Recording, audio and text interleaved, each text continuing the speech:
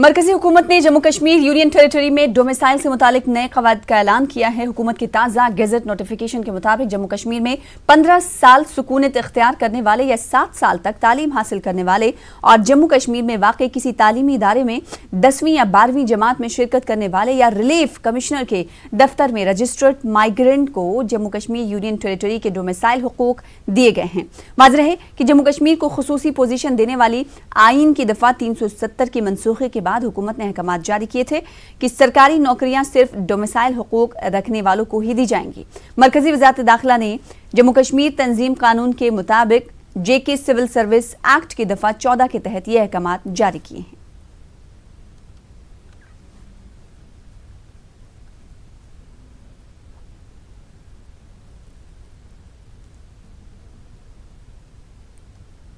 वादी कश्मीर में लॉकडाउन का सख्ती से निफाज जारी है। जरूरी खदमात और कर्फ्यू पास रखने वालों को ही बाहर निकलने की इजाजत दी जा रही है। शहर में दुकानें और तिजारती मराकज बंद रहने से पूरा इलाका सुनसान नजर आ रहा है। मार्केट में अशियाए जरूरिया की किल्लत भी पाई जा रही है। जम्मू कश्मीर में अभी तक कोरोना वायरस के 55 मुस्बत मामले सामने आए हैं, जिनमें 2 अमवात हुई हैं और 2 अफराद सेहतयाब हो गए हैं। इंतजामिया ने लोगों को घरों में ही रहने की हिदायत दी है और अगर किसी ने हालिया दिनों बाहर सफर किया है तो उसकी जानकारी देने पर भी जोर दिया जा रहा है। हमारे साथ हमारे नुमाइंदे परवेज जुड़ रहे हैं। आज के लॉकडाउन के ताल्लुक से उनसे सवाल करेंगे, साथ ही साथ कोरोना पॉजिटिव केसेस के हवाले से भी कई सवाल होंगे। परवेज, सबसे पहले अगर आज के लॉकडाउन की बात करें, जो कि 8वां दिन है लॉकडाउन का, ऐसे में श्रीनगर की सड़कें आपके पुष्ट हम देख पा रहे हैं, खुद अपनी कहानी बयान कर रही हैं, लेकिन एसेंशियल कमोडिटीज की बात करें तो किस तरह से लोगों को अशिया जरूरिया मिल पा रही हैं, बताइएगा तफसील के साथ।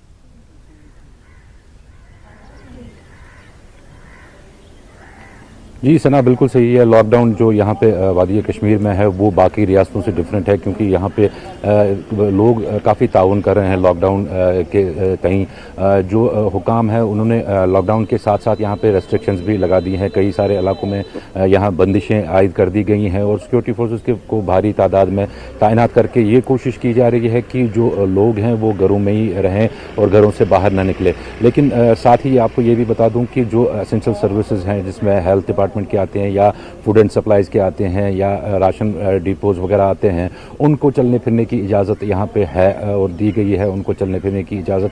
और बाकी जो मजबूरी में घरों से बाहर निकलते हैं, जैसे किसी को डॉक्टर के पास जाना हो या हॉस्पिटल जाना हो, उनको चलने फिरने की इजाज़त यहाँ पे दी जा रही है। जहाँ तक एसेंशियल सर्विसेज या एसेंशियल कमोडिटीज़ का ताल्लुक है तो एसेंशियल कमोडिटीज़ की किल्लत अभी यहाँ पे बाज़ारों में देखने को मिल रही है। जो खासतौर कुछ मखसूस कुछ दवाइयाँ हैं या हैंड सैनिटाइजर्स हैं या मास्क हैं, इनकी किल्लत लगातार यहाँ पे देखने को मिल रही है। हालांकि जो खाने पीने की चीज़ें हैं उनकी सप्लाई बदस्तूर जारी है।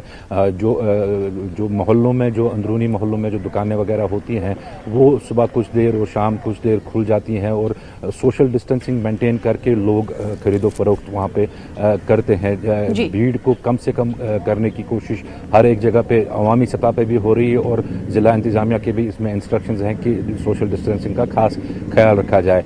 जहाँ तक अगर हम राशनिंग के हवाले से बात करें तो जो ज़िला इंतज़ामिया है उनकी कोशिश है कि जो राशन सप्लाई है वो किसी तरह से मुतासर ना हो। इस वजह से जो राशन डिपोज हैं उनको इन दिनों बदस्तूर बहाल रखा गया, उनको चालू रखा गया और कई जगहों पे जो है होम डिलीवरी का भी जो सिलसिला है वो भी चालू। परवेज, हम ये देख रहे हैं कि निजामुद्दीन मरकज के ताल्लुक से कई रियासतें हैं जहां पर लोगों की तलाश जारी है। अगर बात जम्मू कश्मीर की और सिर्फ वादी कश्मीर की कर ली जाए तो क्या वादी कश्मीर में भी कुछ लोग ऐसे हैं जो तबलीगी मरकज में शिरकत करने के लिए गए थे और वो अभी तक सामने नहीं निकल कर आ पाए हैं, तो इंतजामिया मुतहर्रिक नजर आ रही है?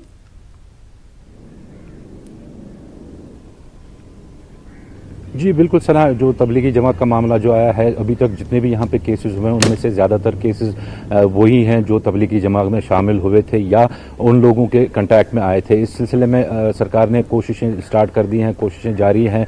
एक वेबसाइट और एक हेल्पलाइन यहाँ पे खोल दी गई है जिसका नाम तलाश रखा गया है, जिसमें लोग अपनी ट्रैवल हिस्ट्री और ट्रैवल जो उनका पास रहा है, किस जगह पर वो गए हैं और वो वहाँ पर वो दर्ज कर सकते हैं और सामने आके रिपोर्ट कर सकते हैं।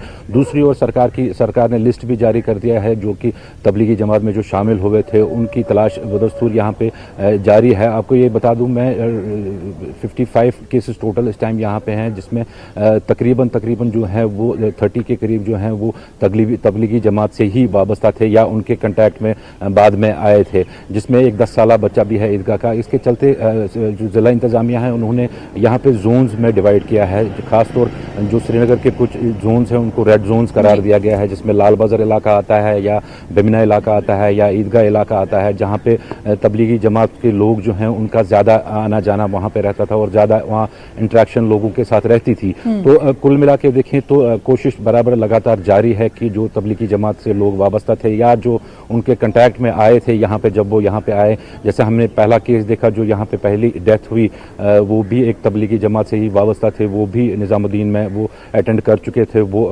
इज्तिमा। तो उनके कंटैक्ट वो काफ़ी जगह यहाँ पे घूमे हैं, वो बांडीपुरा गए हैं, वो हाजन गए हैं, वो कई जगहों पे यहाँ पे घूमे और कई इज्तिमाओं से उन्होंने यहाँ पे भी खिताब किया है, जिसकी वजह से ये रेड अलर्ट जो है वो जारी कर दिया गया है। कोशिश सरकार की यही है कि जो ये लोग हैं उनसे बार बार अपील की जा रही है कि वो सेल्फ रिपोर्ट करें, वो खुद सामने आए और सामने आके खुद वो बिल्कुल सरकार तो अपीलें कर रही, साथ ही साथ न्यूज़ 18 उर्दू भी अपील कर रहा है तमाम लोगों से जो इस प्रोग्राम में शामिल हुए थे वो सेल्फ रिपोर्ट करें, सामने आए, खुद महफूज रहें और दूसरों को भी महफूज रखें। बहुत शुक्रिया परवेज हमारे साथ जुड़ने के लिए, तफसील से बातचीत करने के लिए। आगे बढ़ लेते हैं। मध्य प्रदेश में आज फिर कोरोना के 20 नए मामलों की तस्दीक की गई है। कोरोना के 20 नए मामलों में 19 का ताल्लुक इंदौर से है, जबकि एक मरीज का ताल्लुक खरगोन से है। MGM मेडिकल कॉलेज में कोरोना के इन 20 मामलों की तस्दीक हुई है। इस तरह से मध्य प्रदेश में कोरोना के कुल 86 मामले अब तक सामने आ चुके हैं। इनमें इंदौर में कोरोना मरीजों की तादाद 63 हो गई है। मध्य प्रदेश के 52 अजला में से अब तक 7 अजला में कोरोना वायरस अपने पांव पसार चुका है। इनमें इंदौर, भोपाल, ग्वालियर, उज्जैन, खरगोन, जबलपुर, शिवपुरी के नाम काबिले जिक्र हैं। कोरोना के नए 20 मामलों की तस्दीक होने के बाद इंतजामिया ने लॉकडाउन में और सख्ती करने का फैसला किया है। मेहताब आलम हमारे साथ, हमारे नुमाइंदे जुड़ रहे हैं भोपाल से, उनका रुख करेंगे। मेहताब, कल बात हो रही थी कि इंदौर में चौंकाने वाले आंकड़े सामने आए और आज भी कुछ बदली हुई तस्वीर नहीं है। आज भी इंदौर से चौंकाने वाले आंकड़े सामने आ रहे हैं।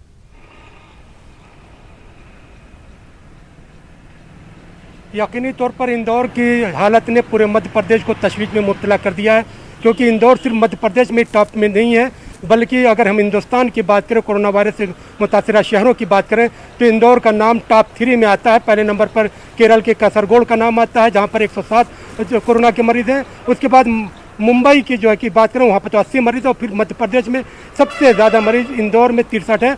और भी जो ज़राए का कहना है कि अभी इस तादाद में और इजाफा हो सकता है। यही वजह है कि जो लॉकडाउन है उस लॉकडाउन को वहाँ पर और सख्त कर दिया गया है। कल भी CM शिवराज सिंह ने लोगों से अपील की थी, आज भी उन्होंने अपील की और लोगों से कहा कि आपकी तमाम ज़रूरत का सामान हम घरों में पहुंचाएंगे, आप अपने घरों से मत निकलिए। इस वक्त आपकी ज़िंदगी का, इंसानियत को बचाने का सवाल हुकूमत हर कदम पर साथ है। और यही वजह कि आज एक बड़ा फैसला किया गया है कि जो लोग जिनके पास राशन कार्ड नहीं है उनको भी 16 किलो गेहूँ, 4 किलो चावल और दूसरी अशिया जो है बांटी जाएगी, और इसकी जिम्मेदारी तहसीलदार SDM को सुपुर्द की गई है। तो हम देख रहे हैं जहाँ पर क्या ये फैसला 4 जोन में तकसीम किया गया था, क्लियर करिएगा, ये तकसीम करके तमाम सरहदों को सील वाज़ेह करिएगा कि क्या ये फैसला इंतजामिया का, सरकार का सिर्फ इंदौर के लिए लिया गया है या फिर पूरे मध्य प्रदेश के लिए? नहीं, ये पूरे मध्य प्रदेश के लिए एक अहम फैसला लिया गया, क्योंकि मध्य प्रदेश के 52 जिले में जहाँ पर लॉकडाउन है, उन लॉकडाउन में तमाम लोगों को ज़रूरी अशिया की जहाँ परेशानी हो रही है उसको देखते हुए फैसला लिया गया है कि SDM और तहसीलदार की निगरानी में जो लोग गरीब हैं उनको जो है दिया जाएगा। और इंदौर की जो बात है, तो इंदौर में किसी को बाहर निकलने की इजाज़त नहीं है। लोगों को जिस तरह से जब इलेक्शन होता है वार्डों की पर्ची आती है घर घर पर वोटिंग के लिए, उसी तरह से हर घर में राशन पहुंचाने के फैसले पर हुकूमत गौर कर रही है, ताकि हर घर में बच्चों को दूध और दूसरी चीज़ें वहाँ पर पहुँचाई जा सके।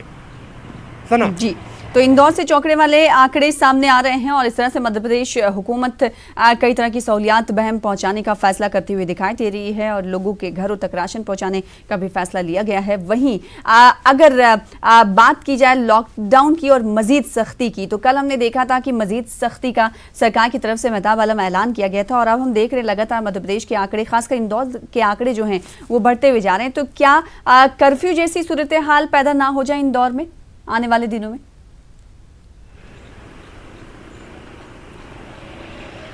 देखिए, मैं मध्य प्रदेश के 7 ज़िलों में अब तक कोरोना वायरस की तस्दीक हो चुकी है।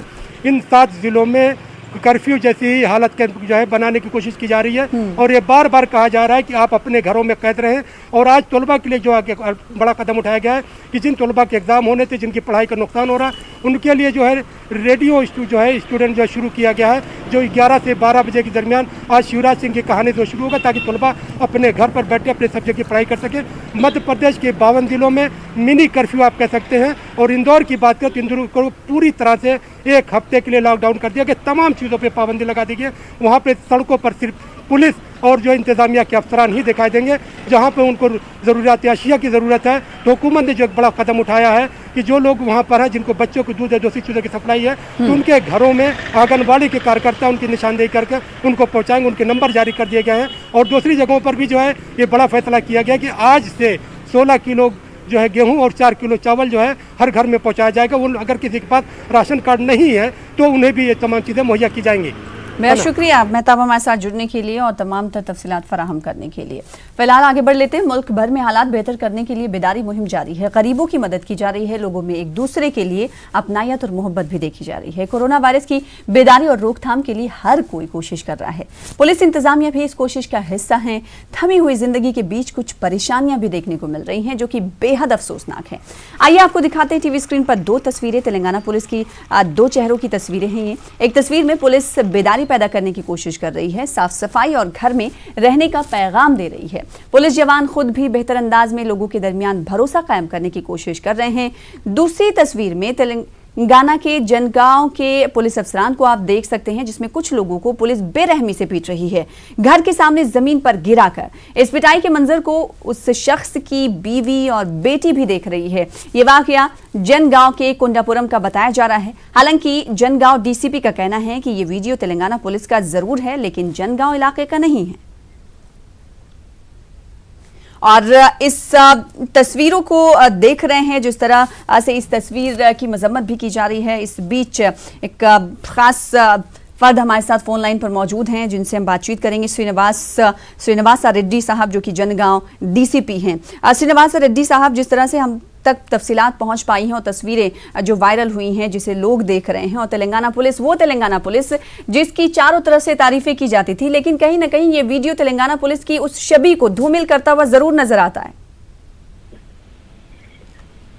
हेलो जी श्रीनिवास रेड्डी साहब, वो तेलंगाना पुलिस जिसकी तारीफें अब तक होती रही, लेकिन एक तस्वीर जो आज हम तक पहुंच पाई है, वायरल वीडियो जो हम देख पा रहे हैं और जो व्यूअर्स देख पा रहे हैं, वो कहीं ना कहीं तेलंगाना पुलिस के इस रवैये से नाराज हैं। क्या तेलंगाना पुलिस इंसानों के साथ जानवरों से भी बदतर सुलूक कर रही है?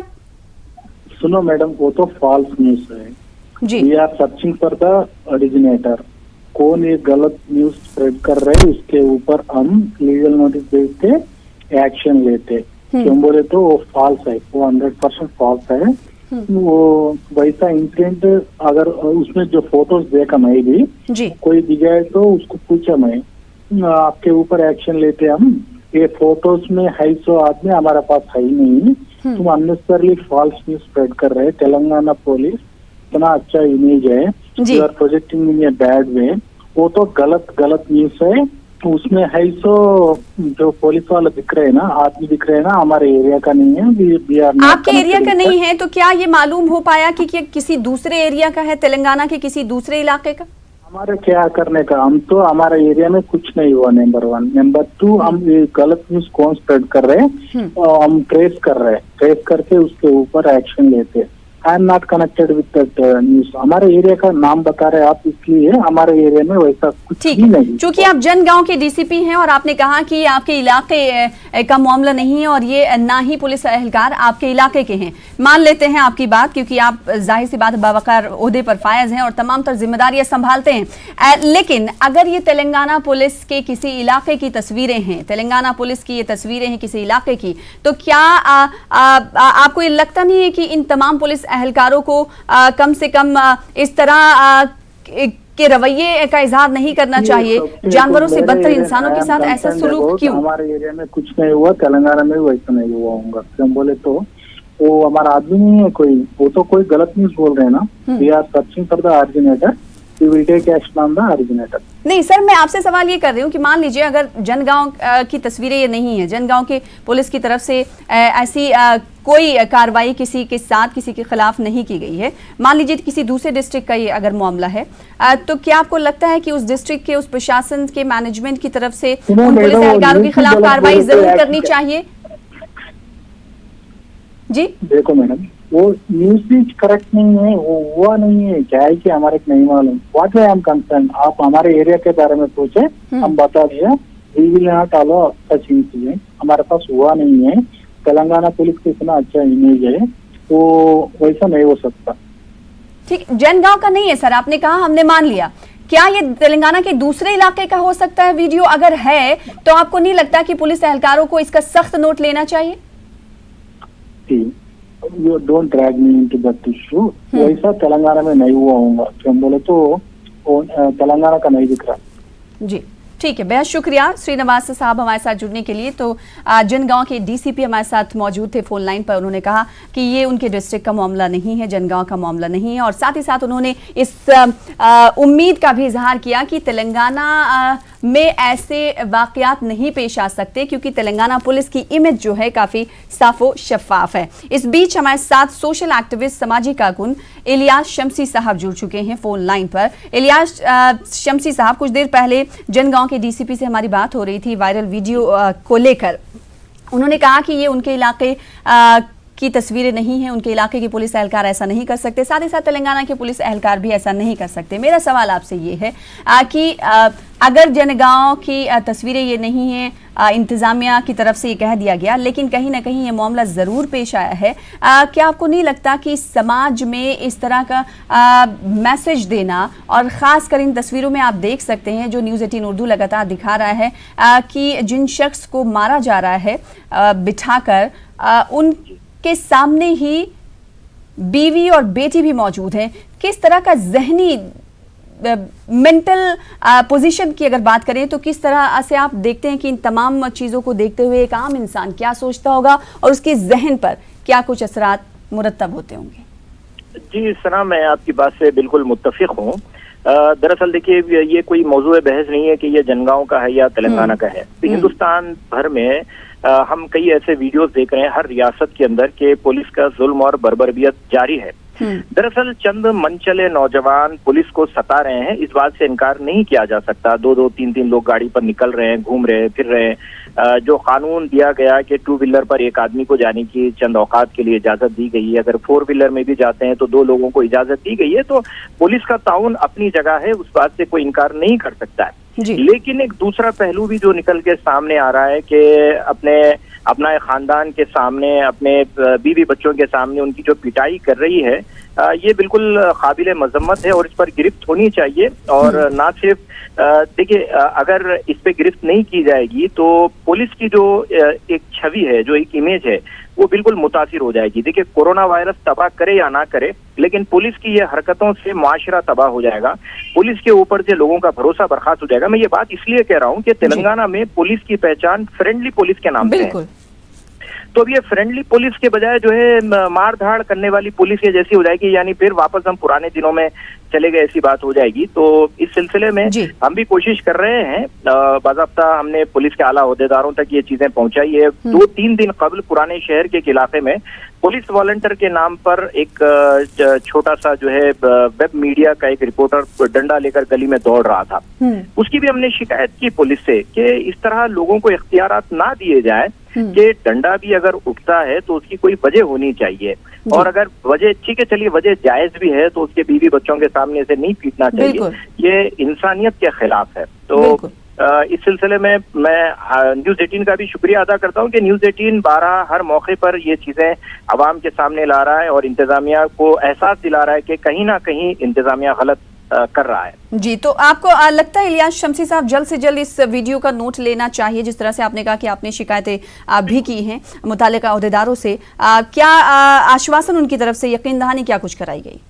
नहीं, बिल्कुल फौरी तौर पर इस पर एक्शन लेना चाहिए, और जिन लोगों ने भी ये हरकत की है, जो पुलिस के चाहे उससे की मैक्सिमम कांस्टेबल्स ही होते हैं, इन्हें सजा देनी चाहिए। क्योंकि मैं एक छोटा वाकया यहाँ पे नोट करवा दूं कि सईदाबाद पीएस से अटैच एक कांस्टेबल ने टीम एनजीओज इंडिया रोजाना वहां पे खाना पहुंचा रहा था, तो उसे उन्होंने 1 कुंटल चावल दिया। तो फौरन से मैं एनजीओ वालों ने ट्विटर पे डाला, तो केटीआर ने उस कांस्टेबल का शुक्रिया अदा किया, फौरी से हैदराबाद सिटी पुलिस ने शुक्रिया अदा किया। यानी एक अच्छे काम का पुलिस की तरफ से जब इस्तेकबाल किया जाता है तो इस तरह की हरकतों के ऊपर भी गिरफ्त होनी चाहिए। बिल्कुल। मैं उम्मीद और तेलंगाना पुलिस की छवि किस तरह वो हम सभी जानते हैं, फ्रेंडली पुलिस के नाम से जानी जाती है और हर मुश्किल में, हर उस वक्त में, हर उस हालात में आवाम के साथ खड़ी रहती है जब वो परेशान होते हैं। बेहद शुक्रिया इलियास शमसी साहब हमारे साथ जुड़ने के लिए और हमसे बातचीत करने के लिए। फिलहाल बढ़ लेते हैं आगे। मुल्क में कोरोना वायरस के मरीजों की तादाद में मुसलसल इजाफा दर्ज किया जा रहा है। पिछले 24 घंटों में 146 पॉजिटिव केस सामने आए हैं। मरीजों की मजमूई तादाद बढ़कर 1400 से तजावुज कर गई है। हालांकि 124 अफराद अब तक सेहतियाब भी हो चुके हैं। वहीं कोरोना से मरने वालों की तादाद 36 हो गई है।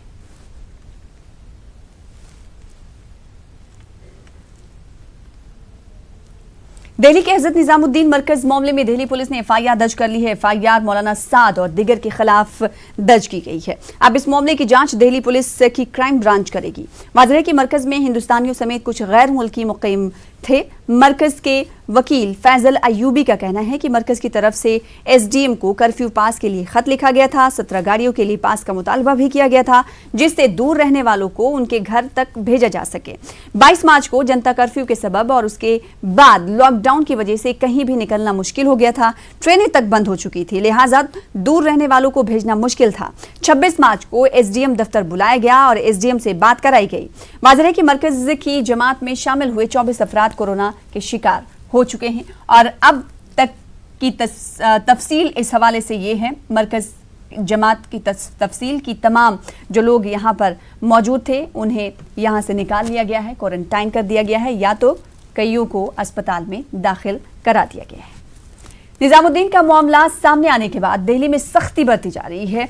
डीएनडी फ्लाईओवर पर हर किसी की चेकिंग की जा रही है। नोएडा में कोरोना मरीजों की बढ़ती तादाद की वजह से नोएडा डीएम को ट्रांसफर भी कर दिया गया है। वहीं निजामुद्दीन का मामला सामने आने के बाद सख्ती में और इजाफा देखने को मिल रहा है। इस पूरे मामले का जायजा लिया हमारे नुमाइंदे राजीव तिवारी ने। वायरस से पूरे देश में हड़कंप मचा हुआ है और इसी की वजह से देश को लॉकडाउन कर दिया गया है। मैं इस समय डीएनडी फ्लाईवे पे हूं और मैं दिखाना चाहूँगा कि किस तरह से सन्नाटा पसरा हुआ है। जो दिल्ली से जो गाड़ियां आ रही हैं उनको उत्तर प्रदेश के जो अधिकारी हैं, उत्तर प्रदेश पुलिस के जो जवान हैं, वो लगातार यहाँ पे चेक कर रहे हैं। जो ज़रूरतमंद हैं, जिनके पास पास है, उन्हीं को जो है नोएडा में एंट्री दी जा रही है। सबसे बड़ी बात यह है कि अगर देखा जाए तो जिला गौतम बुद्ध नगर नोएडा शहर में जो है लगातार जो है मरीजों की संख्या बढ़ती जा रही है। यही वजह है कि पिछले दिनों जब मुख्यमंत्री यहाँ पे बैठक किए थे तो काफ़ी नाराज रहे और यहाँ के जो जिला अधिकारी उस समय के थे बीएन सिंह, उनका ट्रांसफर कर दिया गया। अब नए डीएम यहाँ पे चार्ज ले लिए हैं और पूरी तरह से यहाँ पे सख्ती बरती जा रही है कि जो भी बाहर से लोग आ रहे हैं उनको तरीके से चेक किया जाए, सही तरीके से चेक किया जाए, किसी प्रकार की कोई लापरवाही न बरती जाए। अगर देखा जाए तो उत्तर प्रदेश में प्रवेश करने वाले जो भी बॉर्डर इलाके हैं सबको सील किया गया है और लगातार चेकिंग की जा रही है। सबसे बड़ी चिंता की बात है कि मुख्यमंत्री ने नाराजगी जाहिर की थी कि लगातार नोएडा में, गौतम बुद्ध नगर जिले में लगातार मरीजों की संख्या क्यों इतनी बढ़ रही है, क्या बाहर से आने वाले लोगों को चेक नहीं किया जा रहा है और जो पीड़ित हैं, जो मरीज संक्रमित है, क्या उनको आइसोलेशन सेंटर में नहीं रखा जा रहा है। तो तमाम बातें सामने आ रही हैं, लेकिन सबसे बड़ी चुनौती इस समय जो बनी हुई है वह यह बनी हुई है कि निजामुद्दीन मरकज में जो तबलीग जमात इकट्ठा हुई थी उसमें भारी संख्या में जो है हर राज्य से लोग पहुंचे हुए थे, उत्तर प्रदेश के भी लोग पहुंचे हुए थे। तो वह लोग निकल करके कहां कहां जा रहे हैं और जिससे संक्रमण बनने की एक संभावना सामने। इस बीच बड़ी खबर जिसका रुख कर लेते हैं दिल्ली से। तबलीगी मरकज के हवाले से बड़ी खबर, दिल्ली निजामुद्दीन मरकज के हवाले से बड़ी खबर आपको दे दें कि दिल्ली एमसीडी महकमे सेहत के एहलकार निजामुद्दीन मरकज पहुंचे हैं। इस वक्त की बड़ी खबर, तबलीगी जमात के मरकज और आसपास के इलाके को सैनिटाइज आज फिर से किया जा रहा है। इस वक्त की बड़ी खबर दिल्ली के निजामुद्दीन मरकज के हवाले से है, जहां पर दिल्ली एमसीडी और महकमे सेहत के एहलकार निजामुद्दीन के मरकज पहुंचे हैं, जहां पर तबलीगी जमात के मरकज और आसपास के इलाके को सैनिटाइज करने का काम किया जा रहा है। तो इस वक्त की बड़ी खबर आपको दे दें दिल्ली के निजामुद्दीन मरकज के हवाले से है, जहां पर दिल्ली एमसीडी महकमे सेहत के एहलकार एक बार फिर से इस मरकज में पहुंचे हैं और इस मरकज में आज फिर से सैनिटाइजेशन का काम शुरू कर दिया गया है। जिसमें दिल्ली एमसीडी और महकमे सेहत के एहलकार शामिल हैं।